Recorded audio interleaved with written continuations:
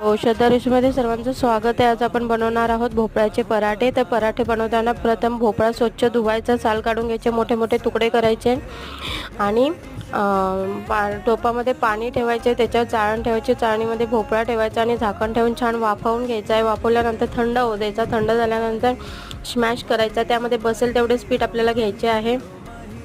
गव्हाचे पीठ, थोडे तांदळाचे पीठ आणि थोडे चण्याचे पीठ घ्यायचे आहे।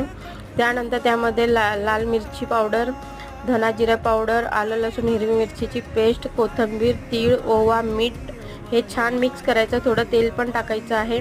मिक्स केल्यानंतर आपण कणिक भिजवतो त्याप्रमाणे भिजवून घ्यायची आहे।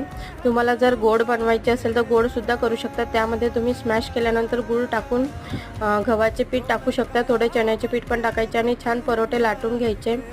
लाटून झाल्यानंतर छान बनवून घ्यायचे। मुलांच्या डब्यासाठी छान पदार्थ आहे, नक्की करून बघा।